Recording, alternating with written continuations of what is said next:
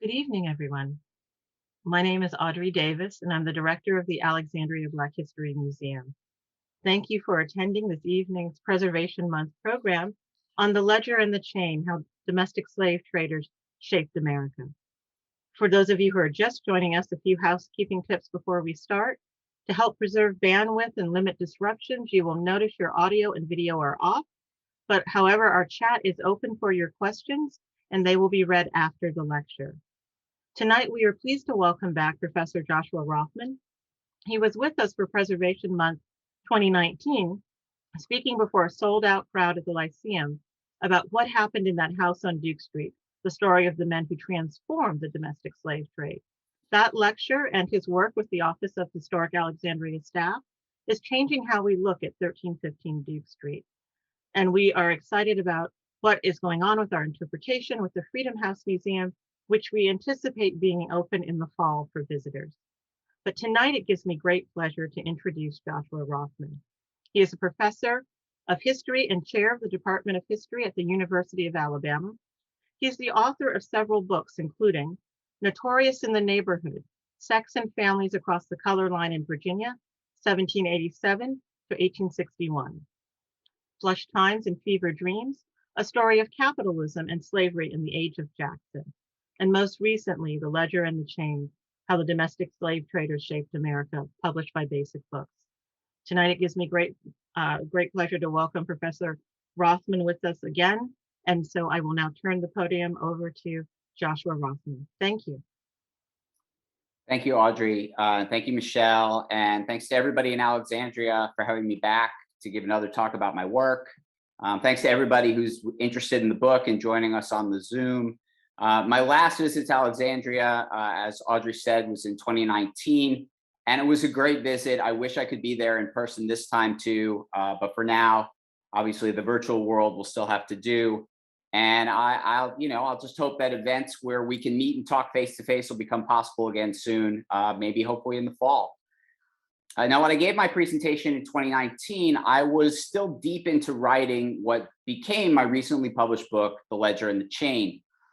And I kept the talk then focused particularly on the city of Alexandria, most especially on the Duke Street slave trading facility, known currently as the Freedom House.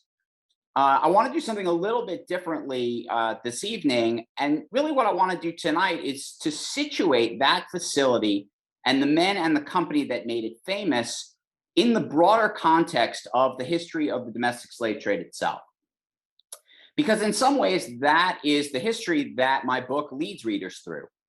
Now, the particular story in the book is a history of the domestic slave trading firm known as Franklin and Armfield. Between 1828 and 1836, when the company was most active in the trade, it bought enslaved people from slaveholders in Maryland and Virginia, shipped them by sea along the Atlantic coast, or walked them hundreds of miles across the continent,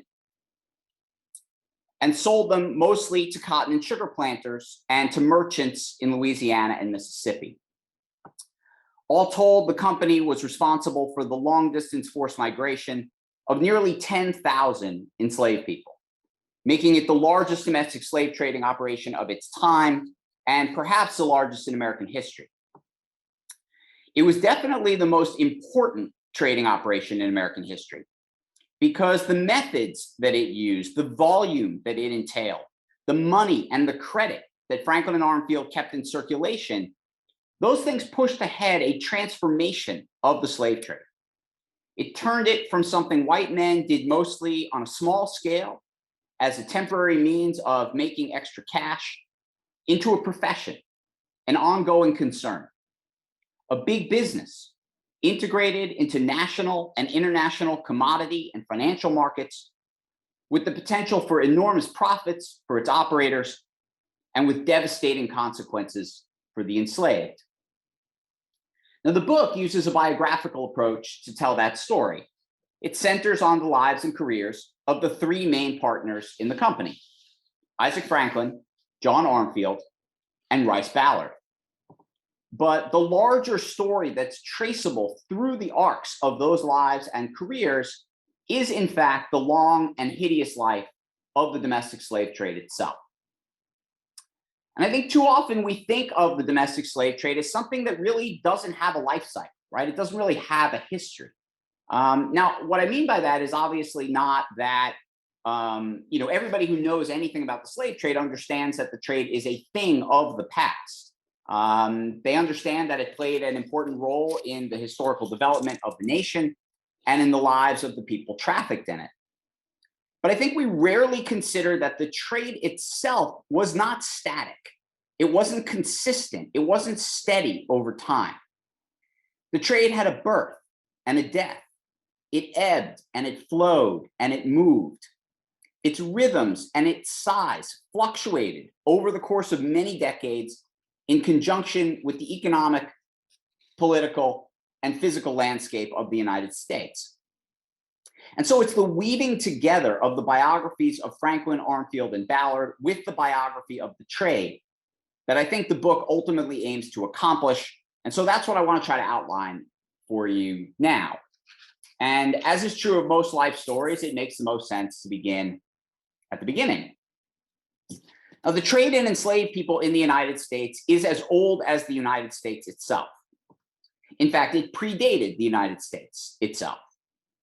Africans and their descendants were bought and sold in mainland North America from the moment they were first imported to Virginia in the early 17th century. Tens of thousands of people were taken into the domestic slave trade in the colonial era and the early decades of the New Republic.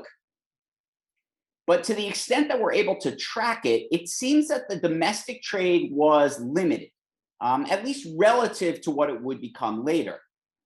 And opportunities for slave traders were even more limited. Through and after the American Revolution, slaveholders in places like South Carolina and Georgia met many of their labor demands by continuing to import enslaved people from Africa and the Caribbean. White migrants to Western territories and to states like Kentucky and Tennessee, they often brought enslaved laborers with them when they moved. And the American banking system in this era was immature. It was undercapitalized. And so all of that meant, yes, it was possible to be a slave trader in this era, sort of late 18th into the early 19th century. But into the early 19th century, large professional slave trading businesses were almost unheard of. And circumstances really started to change in the decade or two after the closing of the legal transatlantic slave trade.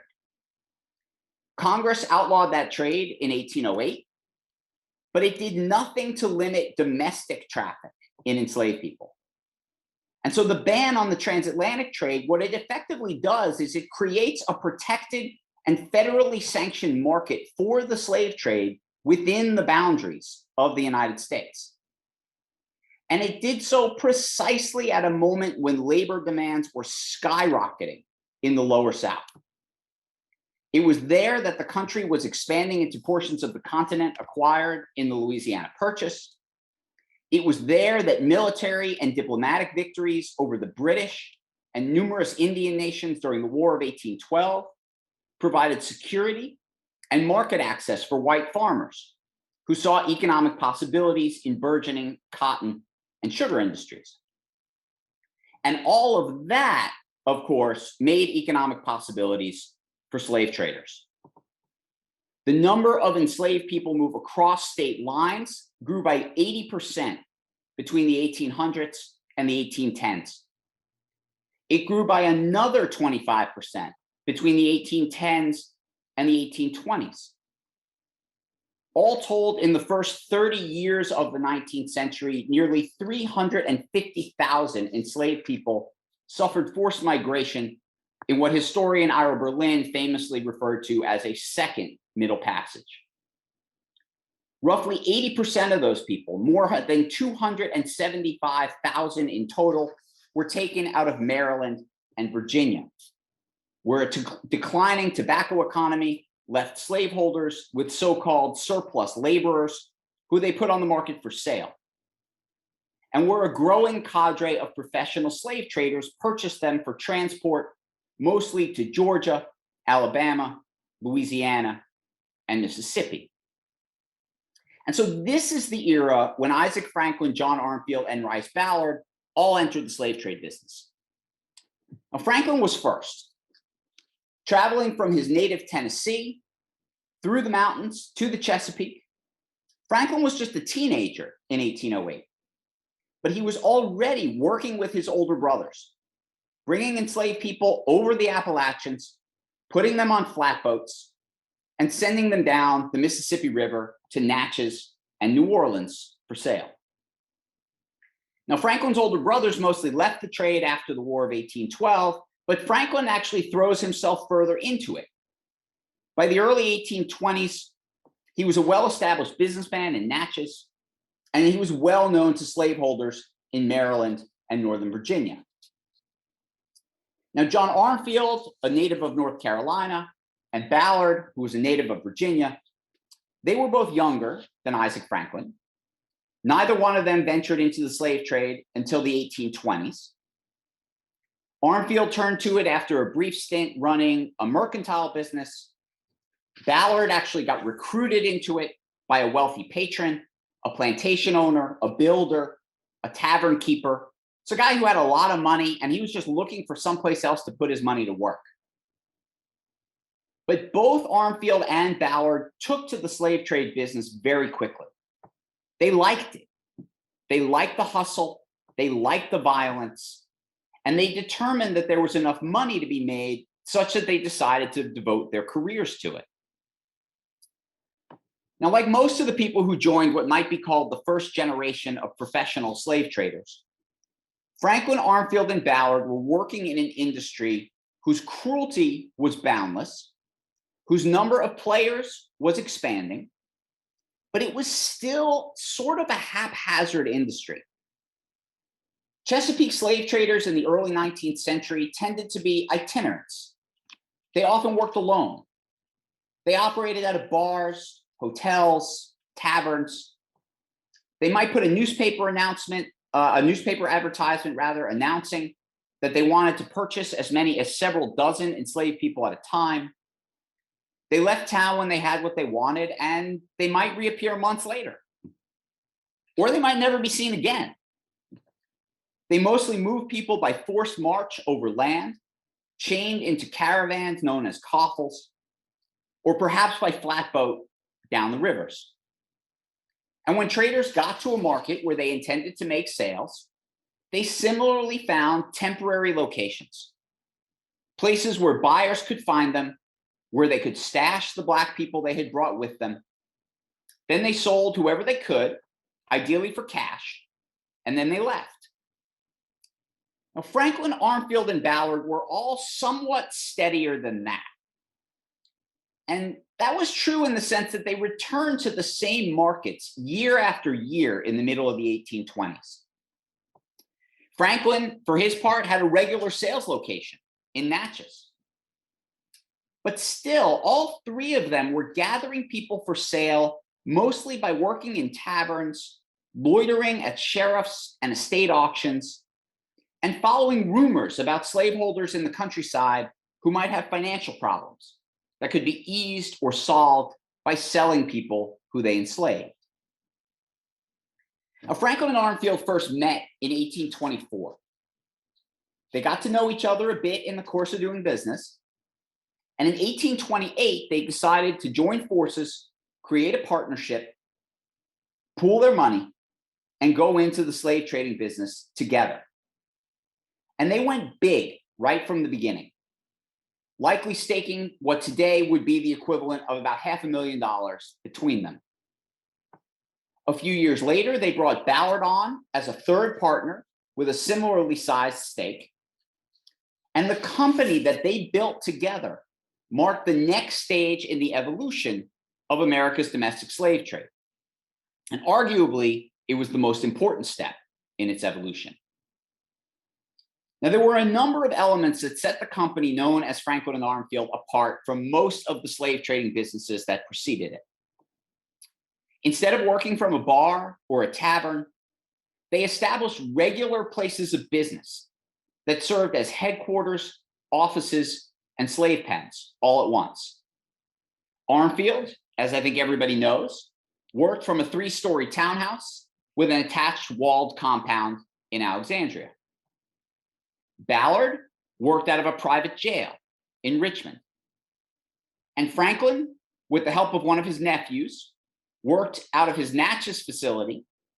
And for a number of years, he also worked out of a facility that he rented in New Orleans. Instead of running newspaper advertisements sporadically, Armfield was in Alexandria all year round. He paid for ads that appeared in papers there and throughout the District of Columbia every single day. He let customers know that he was available to buy slaves, that he would pay higher cash prices for them than any other slave trader in the market, and that he could be found in his office whenever he was needed. Instead of walking a few dozen people at a time over land or by flatboat, Franklin and Armfield accumulated as many as several hundred people at a time, working with a small army of agents and sub-agents who spread the company's money around the Chesapeake and thereby covered much more ground and vastly expanded what Armfield or Ballard could possibly do by themselves. Those agents then brought people they purchased to Alexandria or to Richmond. And from those cities, Armfield arranged to have most of them sent by ship, as many as 200 people at a time, down the Atlantic coast, around Florida, into the Gulf of Mexico, up the mouth of the Mississippi River to New Orleans.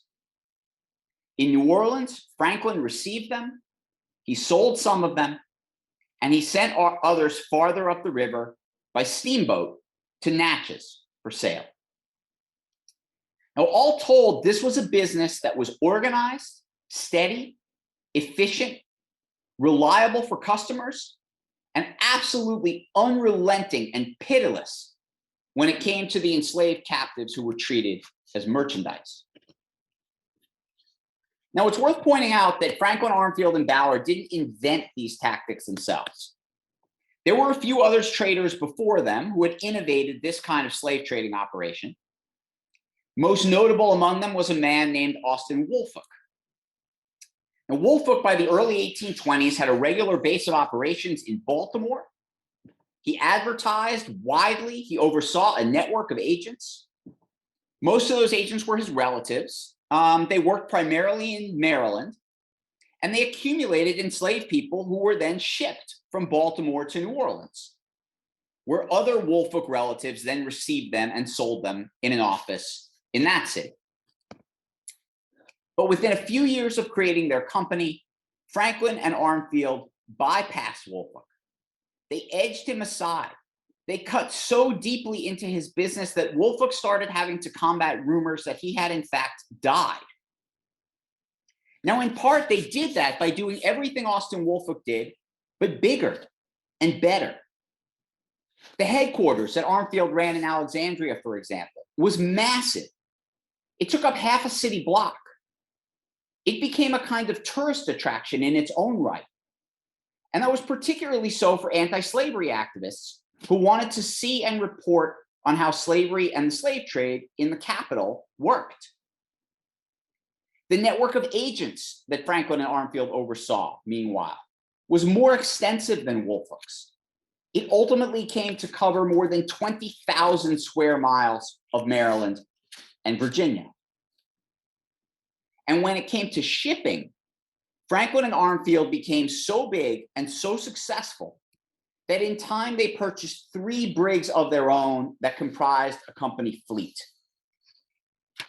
At the peak of the company's operations in the middle of the 1830s, John Armfield was sending one of the company's ships to New Orleans filled with enslaved captives every 2 weeks. And he often supplemented company earnings by bringing back sugar and cotton and other items to the Chesapeake and to other northern merchants for delivery. Now, some of what made Franklin, Armfield, and Ballard so successful was that they were shrewd businessmen. They understood and they made no pretenses, for example, about the intimate brutality necessary to make the slave trade work. They knew the trade had no room for sentimentality or for scruples, particularly when it came to the enslaved. They understood that violence was endemic to stealing people away from their homes and forcing them to accept what was happening to them. And they believed that all that really mattered about an enslaved person was whether they could be sold for a profit. All three of these men, in other words, were very skilled at calibrating their cruelty and assessing the market values of human beings. But they also understood the financial considerations that pertain to the slave trade. John Armfield had a knack for overseeing and coordinating the complicated logistics of purchasing and shipping the enslaved, and for providing dependability for customers. Isaac Franklin, for his part, had a particular kind of genius, a sick genius, for integrating enslaved people with money markets and credit flows. He understood that the company's stature, the volume in which it dealt, could provide access to borrowed capital that would pay off more handsomely over the long haul than the quick cash sales that most slave traders relied upon and looked for. And so Franklin established credit lines with banks from New Orleans to New York. Those credit lines in turn let him and his company sell enslaved people in the Lower South for commercial paper. Franklin then transmitted the paper back east, where Armfield and Ballard turned it into cash and pumped it back into purchasing markets. All of this was a very intricate undertaking. But the better that Franklin and Armfield and Ballard became at handling both the violence and the money, the more solid their reputations became among customers, bankers, government officials, and the wide range of personnel required for their operations. And the more solid their reputations became, the more substantial their operations could become. But Franklin and Armfield didn't just become a giant in the slave trade business because the company partners were some kind of brilliant entrepreneurs. They were also lucky. They were lucky to be working in the right place at the right time. The first 5 or 6 years of the 1830s saw the biggest economic boom the United States had seen to that point in its history. And the heart of that boom lay in the land, slave, and cotton economies of the Lower South. The white population of the Lower South increased by roughly 700,000 people in the 1830s. In the 1820s, rather, excuse me. It would increase by another 1 million people in the 1830s.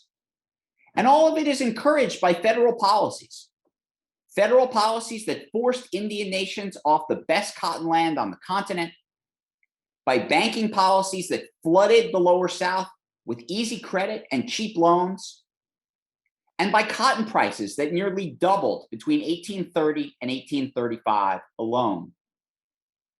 Demand for slaves skyrocketed accordingly, and so did profits for slave traders. In the 1830s, slave traders moved about as many enslaved people via the interstate trade as they had during the 1810s and the 1820s put together. The number of enslaved people trafficked in the trade jumped by 85% from the 1820s to the 1830s.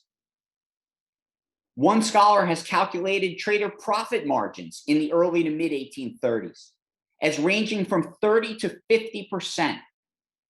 And that was greater than at any time other than a brief moment after the War of 1812. And it was greater than would ever be seen again in the United States before the Civil War.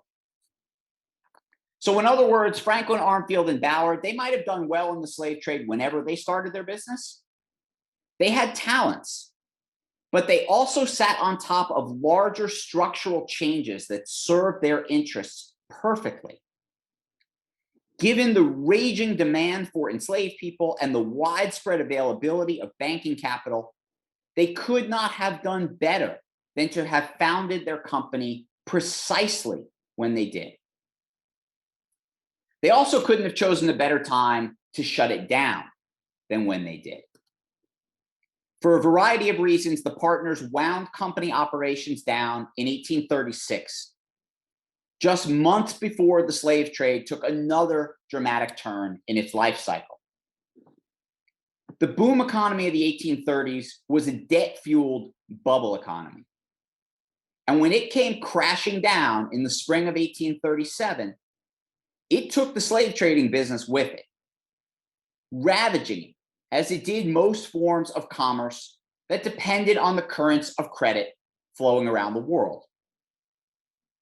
Now, enslaved people suffered no matter what the economic circumstances of white people were, and thousands of them were sold to stave off bankruptcy during the Depression. But the slave trade itself fell by 35% between the 1830s and the 1840s. And that drop probably disguises what was even a steeper decline in the late 1830s and early 1840s in particular. Because as the nation recovered from its economic debacle in the middle of the 1840s, the slave trade took off again. Now, it never quite took the explosive shape that it did in the first half of the 1830s, but slaveholders didn't actually learn anything from the disaster that was the Panic of 1837.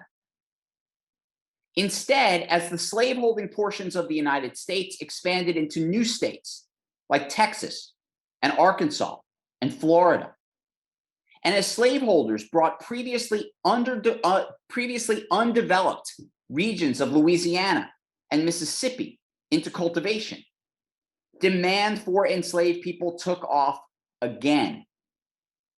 In fact, white Southerners were so bullish about slavery's future and about the prospects of extending American sovereignty to places like Cuba and Central America that slave prices, which typically slave prices kind of rise and fall with the price of cotton, but in the 1850s, they became delinked from cotton prices. They simply shot straight up. As more and more slave traders jumped to capitalize on this seemingly irrational, yet also seemingly boundless demand, the number of enslaved people trafficked across state lines leapt again by 35%, reaching 250,000 people in the 1850s. That was nearly as many as had been trafficked in the 1830s.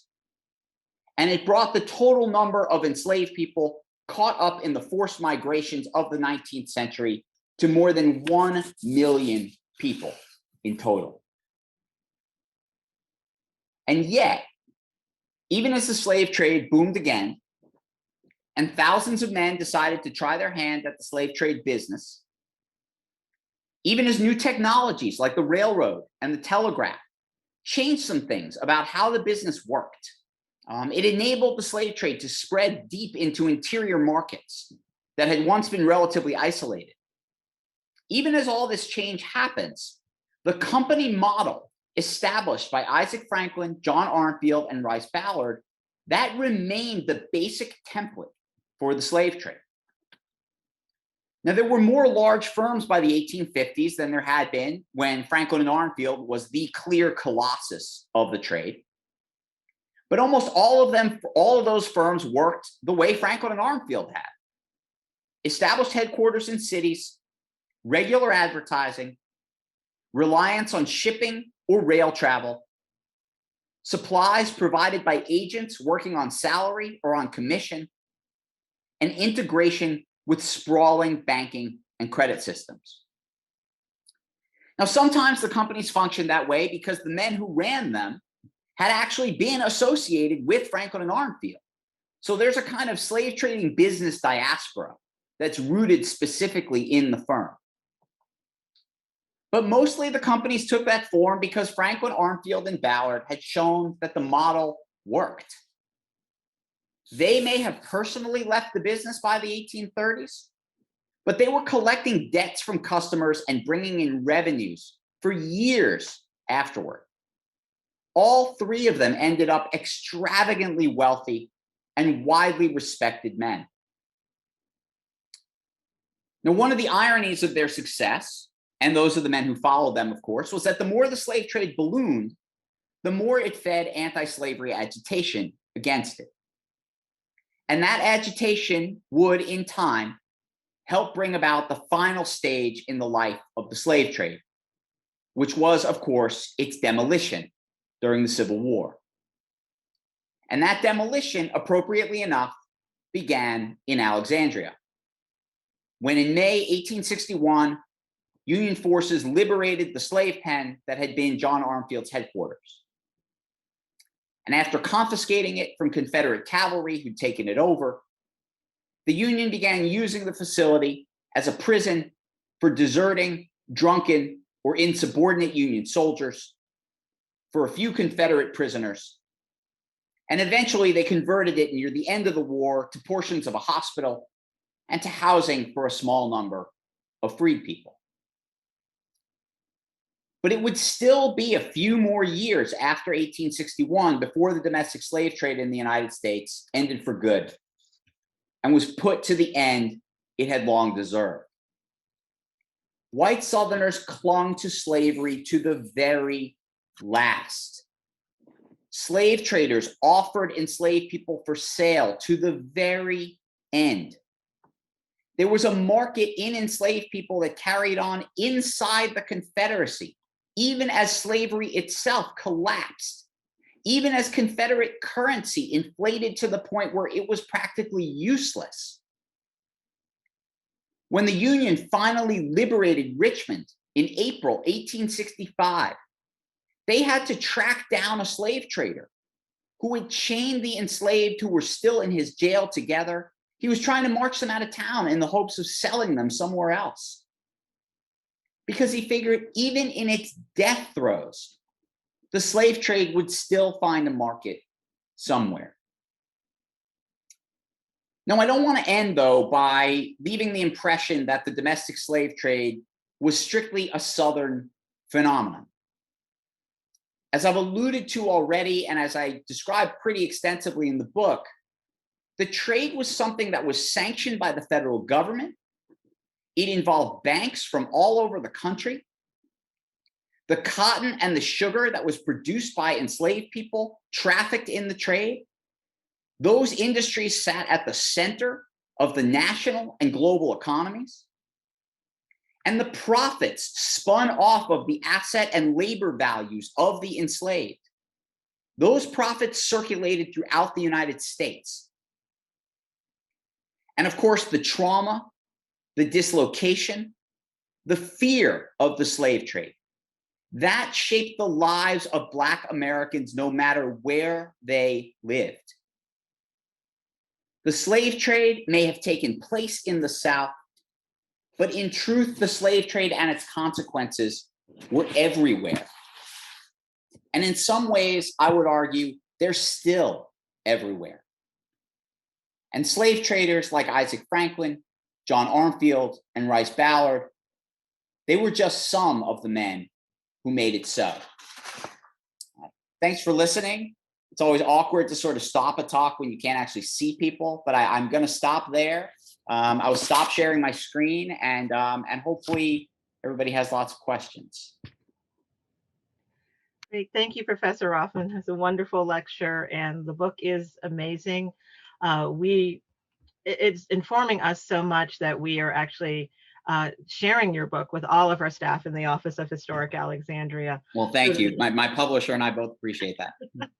We have quite a few questions, Okay. and I'll start. And we have questions for our audience. We have questions that have come in before the lecture by email. We also have questions in the chat, so I'll be going back and forth between the two. Sure. So one of our early questions that came in while you were speaking was asking about people who were able to escape, and were their escapes recorded anywhere? Oh, yeah. I mean, one of the things I didn't talk about in this talk, but I do talk about whenever I can in the book, is that, and I hope I made it enough a part of the narrative that it's sort of a constant drumbeat throughout the book, that enslaved people, they are fighting against what's happening to them every single day in every possible way they can. And that kind of resistance could manifest itself in a lot of ways. Sometimes people run. There are people who manage to escape, or at least to try to escape from slave traders. Sometimes if they're on a ship that's being sent down the Atlantic coast, they will rise up in rebellion. Rebellions were much more common in the transatlantic trade, but it's hardly unusual for there to be rebellions on board domestic slavers. There are certainly plenty of incidents where enslaved people will simply murder a slave trader. If they can, they will, because it would let them escape. There are enslaved people who will, do whatever they can to try to negotiate better circumstances for themselves and their families, which to me constitutes a form of resistance. So yes, there are people who try to run. There are people who try to fight. People will do whatever they can to try to get away from the slave trade. And the most awful instances are cases where people will commit suicide. They simply will decide, I'm not going. I would rather die than leave my family and go to someplace where I'll never see them again. And there are cases like that too. Well, I think in your book you mentioned the case of Dorcas Allen. Yeah. I mean, that takes place after the Franklin and Armfield era, but it does take place in Alexandria, of a woman who, it's very similar to the case that was the foundation for the book Beloved. That case is actually a case from the 1850s, but the Dorcas Allen case is similar. It's a woman who is in the slave pen in Alexandria, and she's there with her children, and she's like, we're not going. She tries to kill all of her children and herself. And I think this is, that was a rare form of resistance, but it's hardly unheard of. The slave trade was simply, the magnitude of it and the idea of what could happen to you, and it was simply too awful to be born. And it's it's a terrible reaction, but it's an understandable one, I think. Oh yeah, absolutely. And also in your book, you mentioned in Alexandria, and I think the summer of 1825, there was a resistance by Alexandria. Yeah, this is something I found really at the tail end of my research. And it was this, and I didn't find out about it because the Alexandrian newspapers basically decided not to report about it. Yeah.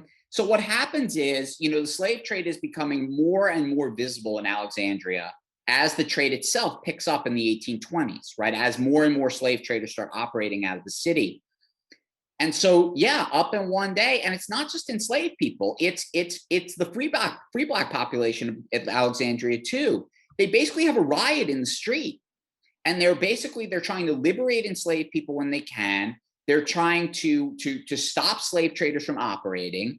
The police force, to whatever extent there's a police force in Alexandria, they come in and they try to break it up. And the people in the street, they riot, they fight the cops. And eventually, of course, this is put down. But what's amazing to me is that, and so there's not a huge amount of information about it. I wish there was more information about it. Maybe somebody will find it. So there's some reporting about it, basically from people who are in the city, who write about it and send it to other editors, in the region, saying, you're not going to believe what I saw in Alexandria.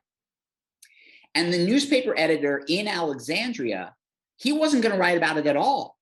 But the story starts appearing in other papers. So he feels obliged. He puts in a little short article that's like, we heard about this. This definitely happened, but we didn't think it was a big deal. So we're not going to say anything about it at all. I mean, he doesn't say anything about it at all because it's embarrassing to the city, right? They don't want to draw attention to how horrific the slave trade is and what's happening to the economy in Alexandria. But yes, so that is another kind of resistance that you would see is, literally just, rioting in the street, saying we're not going to tolerate this. No, absolutely. And another question that we had, sort of relating to the percentage of people of the enslaved who died in transit. Can you speak a little to that? So I don't think we have good numbers on the percentage. And it varies, right? Because there are moments when there are epidemics that break out. Franklin and Armfield, for example, one of the major sort of moments in their trading operation is the cholera epidemic of the 1830s. And so there are people who die from cholera, both when they're being marched across the continent and where they're on board ships. There's a measles outbreak on one of the ships that they traffic in. So there are certainly people who die in transit, but relative to the number of people who died in the transatlantic slave trade, it's relatively few. And there are a number of reasons for that. The trip is much shorter. Alexandria to New Orleans by ship was about 3 weeks, whereas if you're going to cross the Atlantic Ocean, it's at least 8 to 12. It's much longer than that. In fact, I think it's even longer than that. Transatlantic slavers tended to pack many more people into ships than domestic slavers did, which is not to say that domestic slavers was a pleasant way to go. People are still locked in holds below decks, particularly at night. But the crowding is not as severe as it tended to be in the transatlantic trade. So there are a number of reasons why deaths in transit are fewer, but yes, certainly people die. Absolutely. Sometimes they die of disease, sometimes they die of exhaustion. There are certainly stories of people, particularly when they're walking, who are simply, they collapse and they're beaten by slave traders, and they just don't make it. It's an absolute, like I said, it's a completely pitiless business. Slave traders do have an interest in keeping people alive, obviously, but not so much of an interest that they're going to take particularly good care of them. Right, absolutely. And another question from email relating to transit. Do you have an idea of the proportion of slaves that were sent from Alexandria by ship versus land? I don't think we know the answer to that, because there's really not great records of the coffle system. We know that the most people who are moved in the domestic slave trade are moved over land. And that's in part because there's a lot of trade that happens within individual states, right? What I was talking about mostly was interstate trading, long distance trading. But twice as many people, 2 million people, are traded within individual states, right? People who never leave Virginia, but might be sold from one person to another 50 miles away. Those people are walked. But we don't really have a good record keeping system of that. So there's no real way to you can tell the numbers from the demographics overall, but being able to gauge proportions of shipping versus walking, I don't think we have a really great system for figuring that out. And it's a great question. It's a really, the number of coffles, we know that there were endless, right? Travelers on the road said they saw them all the time. But the actual numbers of people involved and how often it happened is much harder to come by. Yeah, it was interesting in your book to see the ones that you talked about with Franklin and Armfield. And Yeah, I mean, I know that they sent a coffle over land once a year, every year in the late summer. But the actual documentation of the numbers involved, I was only able to find a few of those. Yeah, and we were discussing with talking about your book and what you had reported on the fact that most of their coffles were relatively, I mean, well, maybe 150 or less, but then they have the one that's like 300. Yeah, they have there's I mean, I don't want to get into too far into the weeds of the book, but there's a reason why the one in 1834 is so big. But yes, generally, although honestly, even moving 100, 150 people, that was a pretty sizable number of people to move over land at once. Most coffles tended to be a little bit smaller than that. They seem to have been sort of 50 to 100 was about your average size. And we've had a lot of questions come in, or a few, about Georgetown and the relationship with Franklin and Armfield. Do you know much about that? I know their research is ongoing too. I know a little bit. So, the Alexandria, I think, as everybody knows, was part of the District of Columbia, right? So it's part of what had been the 10-mile square of the capital. And basically the capital then consisted of Alexandria, Washington City, and Georgetown, right? Which were 3 separate municipalities. Georgetown had several taverns in particular that were major hubs of the slave trade. One of Franklin and Armfield's agents, a man named James Franklin Purvis, who was another one of Isaac Franklin's nephews. He has several nephews who work in the trade with him. James Franklin Purvis does work out of a tavern in Georgetown for, I think, a couple of years before he takes over the office that they open up in Baltimore. So yes, they certainly do have connections to traders in Georgetown. They have an agent stationed in Georgetown for a little while. I suspect their relationship to Georgetown is less formalized than that most of the time. You know, they're buying, they have agents who are buying people up all the time, but those agents are themselves often buying people from other slave traders. And the records of that are a little sparse, because the records from Armfield's end is, it's not nearly as extensive as you can get from, say, Rice Ballard's end. Rice Ballard's papers have survived. John Armfield's have not. So Armfield, you've got to sort of piece together. So it's hard to kind of pin down. But yes, there is a connection to Georgetown there, at least for a while. Another question that we have, any record of Saunders and Warrington sending enslaved people to Alexandria through Fairfax? So I've got to sort of think of the geography in my head. So Jordan Saunders is the agent of Franklin and Armfield who works out of Warrington. He's generally walking people to Alexandria on the post road that goes from Warrington straight to Alexandria. I can't remember if that goes through Fairfax County or not. If it does, then yes, absolutely. He's walking people right through Fairfax County on the way. Whatever counties are between, you know, Fauquier County, where Warrington is, and Alexandria, wherever that road goes, that's where he's bringing people. And he is, you know, look, he's buying people, I know, as far north as places like Winchester. You know, he goes out into the Shenandoah Valley a little bit. His territory doesn't really cover Fairfax that much, but I just don't remember the geography of Virginia counties off the top of my head. So the answer is, if that road goes through Fairfax, yes. If not, then maybe not. And we had another question that wanted you to elaborate a little bit more on the relationship between Franklin and Armfield and Austin Woodfolk in Baltimore. Yeah, so Franklin and Armfield, there's a kind of a long relationship, right? Because they're arch rivals, basically. And when Franklin and Armfield first get started, I'm pretty sure one of the reasons they decide to set up their headquarters in Alexandria is that they don't want to compete with Woolfolk, right? Woolfolk is working out of Baltimore. He's accumulating people mostly on the Eastern Shore. He does buy people in the district and in Alexandria, but it's sort of the edges of his operation. And so they set up in Alexandria because they're like, we're not going to compete with Woolfolk, but we can take this territory and make it our territory. Now, what happens is they become so big so quickly, they start edging into Woolfolk's territory, right? And so by the early 1830s, you know, Armfield's got these letters where he's like, you know, we're totally going after Woolfolk's business. We have all of his agents in our employ. You know, all the people who are doing business with him don't want to do business with him anymore. They want to do business with us. We're going to set up our own shop in Baltimore. You know, he sends James Franklin Purvis over to Baltimore to set up a house. And that's when Woolfolk starts putting this ad in the newspaper being like, I'm not dead. You know, people are putting out these rumors about me. And I suspect that actually James Franklin Purvis is putting the rumor out, and, you know, customers would come by and be, why shouldn't I deal with Woolfolk? And he'd be like, Woolfolk died. Didn't you hear?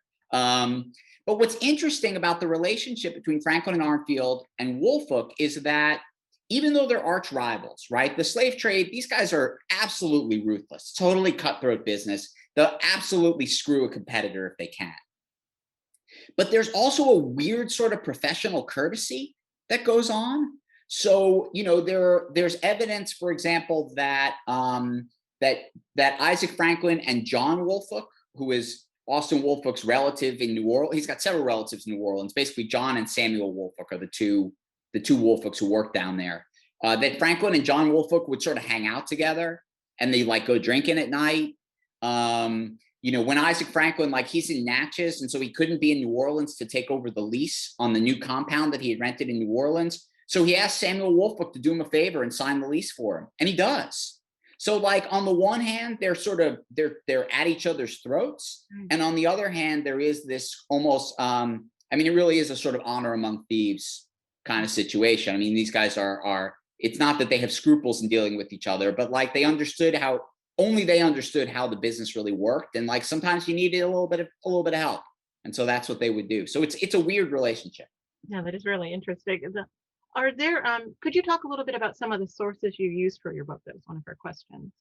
Are there Oh, I use sources from all over the place. are there major ones that you I mean, so yeah, so in the course of this book, I traveled to more than 30 different archives, probably I think in about 15 different states, and there were plenty of places that I didn't get to. But there are some places and some archives that have sort of big chunks of material that help for a project like this. One of them is the Rice Ballard papers, which are at the University of North Carolina. And the Ballard papers cover a lot more ground than just his dealings with Franklin and Armfield. I mean, he lived till 1860.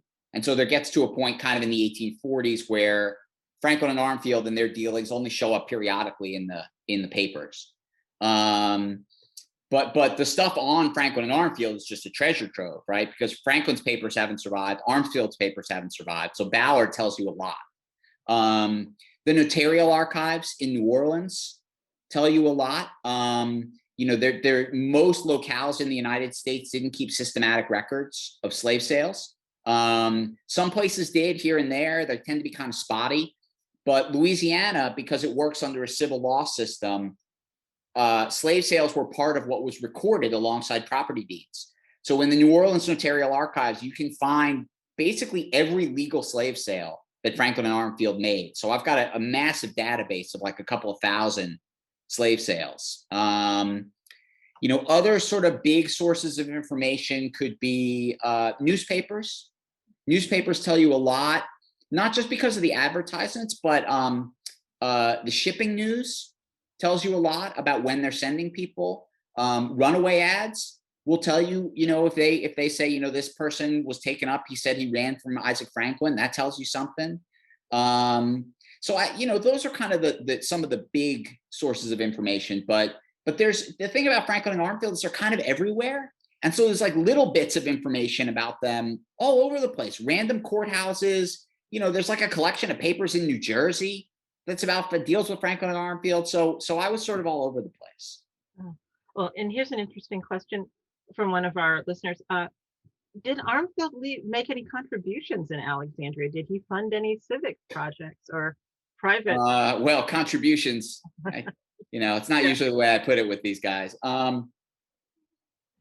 an interesting question. I don't have any hard evidence of that, but after he gets married in 1834, his wife is Armfield eventually converts to Episcopalianism. I don't have any evidence that he's a devout Episcopalian at all. My sense is that he converts to it more for the social status than anything else. But his wife is very devout. She's very active in the Episcopal Church in Alexandria. She is confirmed there. She becomes a member there. I would be very surprised if John Armfield did not donate money there. But I don't have hard evidence of that. People who've done much more research than I have into the history of that church might know the answer to that. But I don't, you know, Armfield was, people in Alexandria described him as very, you know, generous and you know, a sort of civic benefactor. But what it specifically that meant, it's not really a whole lot of evidence demonstrating, you know, if he was giving lots of money to charities and things like that, it's not clear which ones that they were. And in Alexandria, what in your research, what did you find was the reaction of residents to this trade going on in the city and the sites that they would see? And was there a anti-slavery movement that you were seeing burgeoning in Alexandria? Yeah, I mean, there certainly is early in the 19th century. You know, there are these moments where you can see it, right? So there's that riot in 1825 where you have, you know, free Black residents of Alexandria certainly are opposed to the slave trade. Around that time in the later 1820s, there's an organization that's like the Benevolent Society for, I think, ameliorating the condition of the enslaved. I can't remember the exact, you know, the very 19th century, like long title, right? And that's a Quaker organization, right? There's a guy named Samuel Janey who's sort of very prominent in it as a prominent, anti-slavery activist, and he runs that and writes a series of letters protesting the slave trade. The grand jury in Alexandria files a protest against the slave trade as early as 1802. They complain about it. They're like, these people are coming in. They're taking Black people away who've committed no crimes. This is there's a crime against humanity that's being committed. We know that when abolitionists would go to the slave pen, they're often being escorted by residents of Alexandria. I mean, there's another Quaker, his name I think is George Drinker, who's a pretty prominent anti-slavery activist in Alexandria. But I think the anti-slavery movement in Alexandria, that's about as far south as you could get before being anti-slavery starts to become a really big problem in the South. So you do see glimmers of it into the 1830s. I suspect there are glimmers of it that last long past that. Alexandria was the kind of place where probably the colonization movement remained pretty popular for a long time, which is it's a kind of anti-slavery. It's not really abolitionist, but it's a kind of anti-slavery. So yeah, there are glimmers of it. There are certainly white people in Alexandria who are really uncomfortable with this, but there's also a lot of white people in Alexandria who recognize that, who first of all, there's lots of white people in Alexandria who don't have a problem with it. Let's be clear about that, right? But then there's also people who recognize that like the slave trade is kind of a big part of Alexandria's economy at a certain point. And so whatever kind of, moral ambivalence they might have about it, there's always people for whom like, well, I don't like it either, but what would happen to the economy if we got rid of the slave trade? People make their compromises, Yeah. Now you talked about their ships, the Tribune, the Uncas, and the Isaac Franklin. I had a question about, do you know where these ships were built? I do.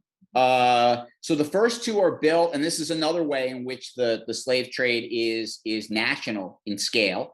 The Tribune and the Uncas are both built at shipyards in Connecticut. Other ships that the company used, they didn't own, but that they used were built in shipyards in Connecticut and Maine. That's where a lot of American shipping industry was. The Isaac Franklin is built in Baltimore. And we had a question about the invention of the cotton gin and the role it played in the slave. Sure. Yeah, I mean, the cotton gin is it's pivotal, right? I think we often oversell the story of the cotton gin, right? It's almost like we sort of invest technology with this sort of magical power that like once that happens, everything else falls into place. There are a lot of other things that happen that make the cotton economy blow up. And it's not just the cotton gin, right? But what the cotton gin does is it changes the labor calculation in a hugely significant way. Because without the cotton gin, trying to separate seeds from fiber in short staple cotton, finding the efficiencies of scale is really, really challenging. And so, but if you can churn out, the standard statistic is like, one person doing it by hand could do basically a pound of cotton a day. A little cotton gin, like that little box that Eli Whitney invents, that's 50 pounds a day. Right now, blow that up to these giant cotton gins that we see by the late antebellum period. Thousands and thousands of pounds a day can be ginned. So yeah, I mean, without, I don't know if I'd go so far to say without the cotton gin, the cotton economy doesn't happen. But with the cotton gin, the cotton economy really takes off, and that of course lays the groundwork for slavery to take off. Absolutely, it does. We have some questions about George Kephart. Okay. Who owned a large plantation in Loudoun County. He does. Did you find any information about his business in Loudoun? And then I have a second question where a person related to Kephart said that in your book, in a footnote, you referred to Kephart papers at a historical society in New Jersey, and how effective are those records? Yeah, so I don't know a lot about Kephart's operations in Loudoun County. I know he buys a house and a plantation out there. His family lives out there. If I remember right, he dies around 1871. He dies shortly after the war. He's involved in he basically takes over Franklin and Armfield's operation on Duke Street. He's a very active slave trader well into the 1840s. he then sort of starts to back out of the business and is much more sort of fronting the money, right? So he's partners with other guys who are really doing the day-to-day operations, but he's kind of moved out to Loudoun and become sort of, gentleman farmer, right? He runs for city council in Alexandria. I don't think he wins, but he does run. And yeah, but I mean, I don't really follow sort of what the size and the scale. I mean, he has a plantation, and there are some records about that, but I didn't follow it too closely. The papers in New Jersey, it's kind of an amazing story. So, when the U.S. Army liberates the slave pen in Alexandria, they get in there, and the story is they surprise these Confederate cavalry officers who are having breakfast sitting around. I find that story a little hard to believe. I think when the U.S. Army was coming, you wouldn't really be taken by surprise, right? Particularly if you're in Alexandria, like they're kind of right there. But that's the story, right? And they come in, and what they do find though is, the last slave traders who operated out of the building on Duke Street, they flee. When the Civil War starts and they know the army is around, they skip town. And they seem to take most of their papers with them. They grab up the ledgers, they grab up the letters, and they skip town. And they take most of the enslaved people with them. What I describe it in the book, I describe it almost as like a crime scene, right? Those sort of white collar crime movies where like the FBI is closing in and they start shredding everything, right? But they can't get to everything. And so the office has like paper scattered all over the place. That's what the slave pen looked like. So the US Army gets in there and there's like paper scattered all over the floor. Somebody scoops them up, puts them in a sheaf of paper, ties them up, and sends them back to someone he knows in New Jersey who's an anti-slavery activist. Basically says, takes as a trophy. Like, we found this stuff on the floor of the slave pen in Alexandria. I'm sending it to you. And it is this sort of random collection of letters. They range from like the about 1837 to maybe 1848, 1846, something like that. There's not any rhyme or reason why those survived and others didn't. But the person that soldier sent the letters to put them together with papers of a private school that they ran. And so they're just in this collection in New Jersey, papers related to the slave trading operation of George Kephart. And it's a totally random place. They're in the New Jersey Historical Society in Newark. And I spent a day in Newark, taking a lot of pictures, and yeah, that's where they are. It's like I said, Franklin and Armfield were all over the place. I know, it's amazing the reach that they had. And in Alexandria, we're confronting our history with the domestic slave trade and also our history with lynching. And we had a question about your area, Alabama, and Sure. the history of slavery in Alabama. And how do you feel that residents in Alabama who are learning about this history, how do they feel about it? I mean, how are they coping with this? I think that conversation is part of the larger conversation about, Confederate memory and grappling with the legacy of slavery, and of course the modern state of race in America. All of that is wrapped up in trying to think about what the slave trade meant.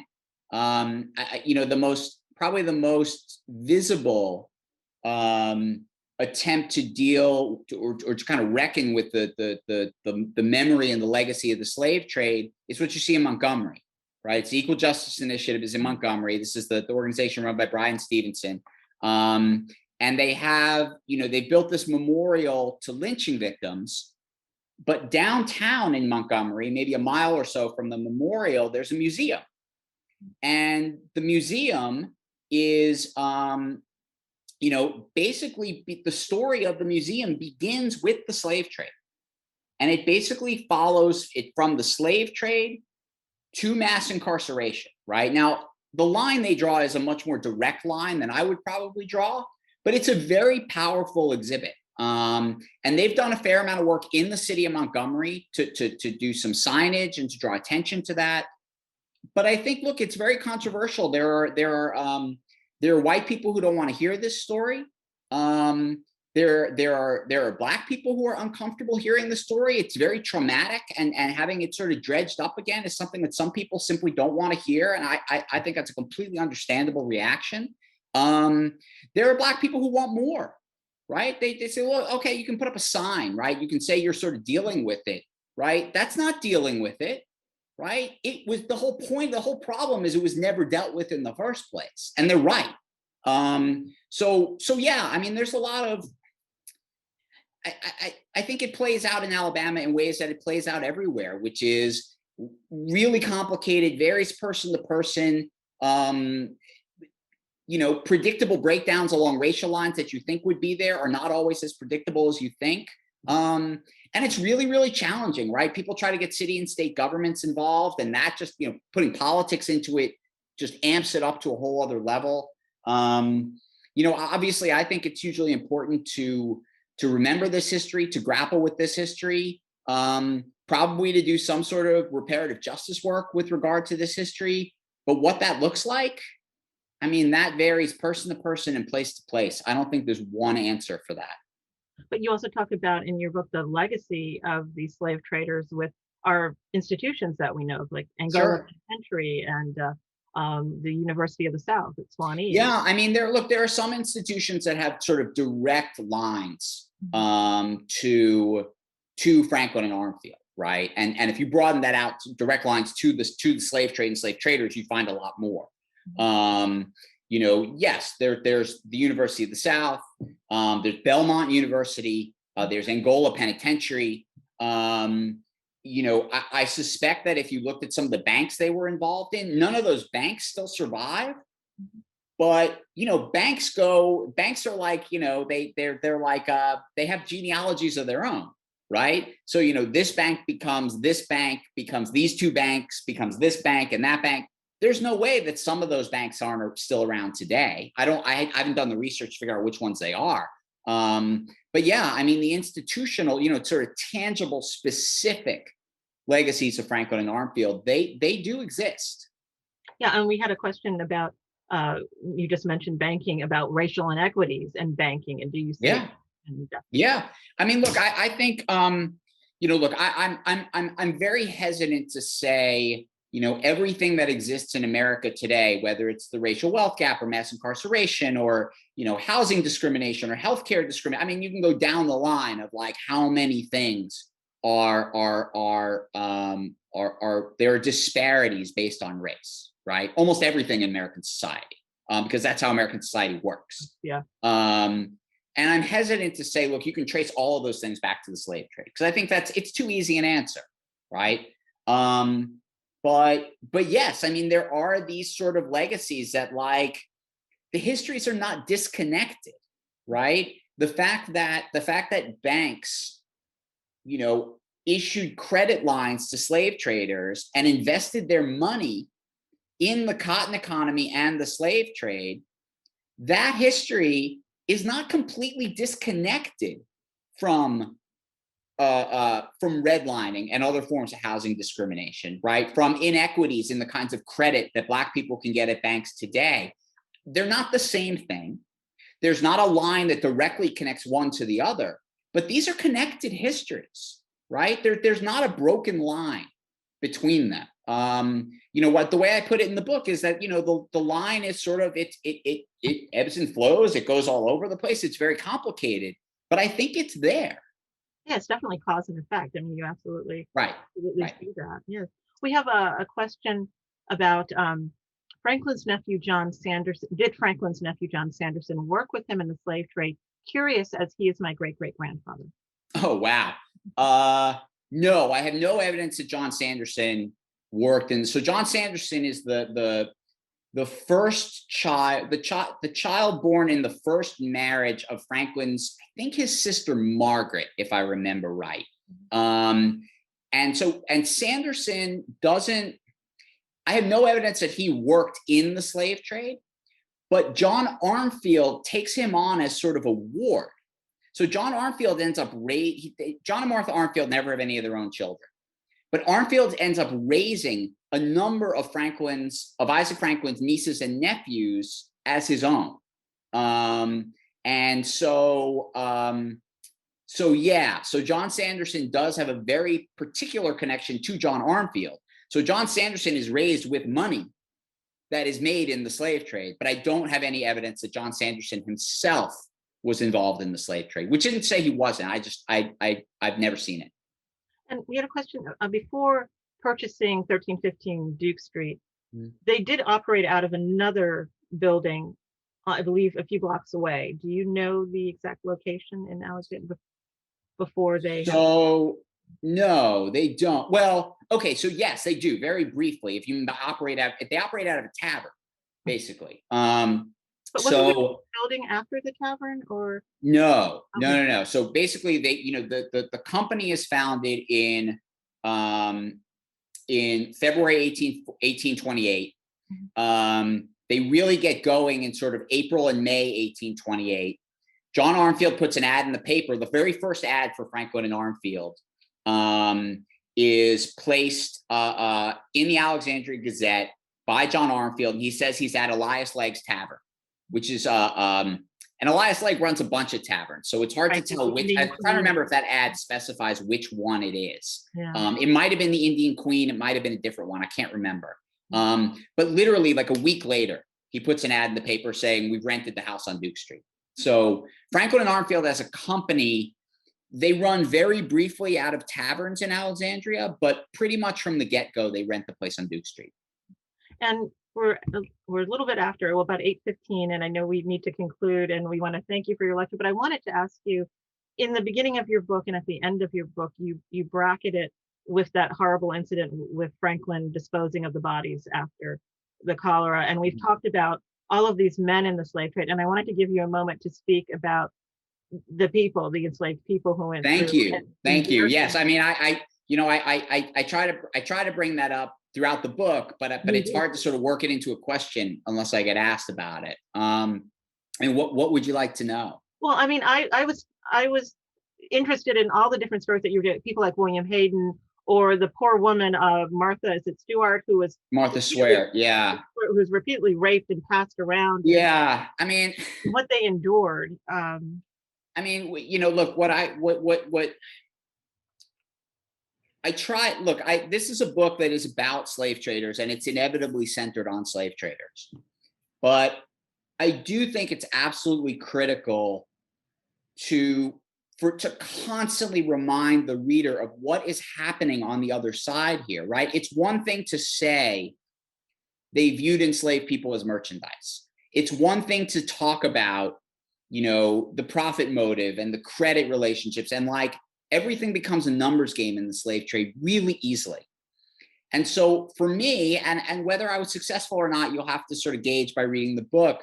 But for me, it was absolutely critical whenever I could bring in the story of an enslaved person, the voice of an enslaved person, even if it was something I just sort of teased out of a slave manifest, right? I tried to get that in there because I think it's critical in part because I want to remind the reader of resistance, right? That there's people, that slave traders may have done what they did, but enslaved people talked back, they fought back, they pushed back, they tried to get away from this and avoid this happening to them if there's any way that they could. And I think it's important to remember, what they endured. Right? I really don't want to sort of frame people caught up in the slave trade solely as victims, right? And I try to avoid that word. I don't think I use that word very often in the book, and that's on purpose. I mean, obviously they are victims in a way, right? They're caught up in something that's beyond their control, and they are bought and sold like pieces of property. But I also think that what's critical to remember is not just the victimization, it's the resistance, and it's the survival, right? The one thing that always struck me whenever I read these stories of people getting torn away from families and women, being sold into sexual slavery, and I mean, there's stories in there that, I mean, they're heartbreaking, right? Of women who write letters to Rice Ballard, like begging him to do something to help them. And he just doesn't care. I know. And I, over and over and over again, what amazed me and still amazes me is that anyone survived. I don't know how, like, you're a mother with children and your children are just stolen from you. How do you come back from that?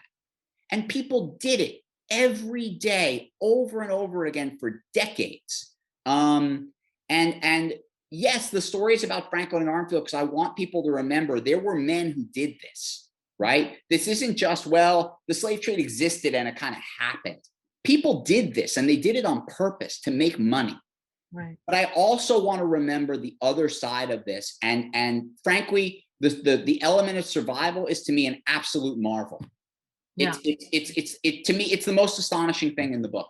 When you survive, you have no hope. When you feel that there is no hope, and yet I personally, I think it's very hard when you're writing a book about whatever it is, not to sort of put yourself in the shoes of the people you're writing about. Now, sometimes that was deeply unpleasant for me because I'm putting myself in the shoes of slave traders who I really didn't like spending a lot of time with. But often I'm trying to put myself in the shoes of people who are on the other side of this. Now, there's no way I can possibly do that.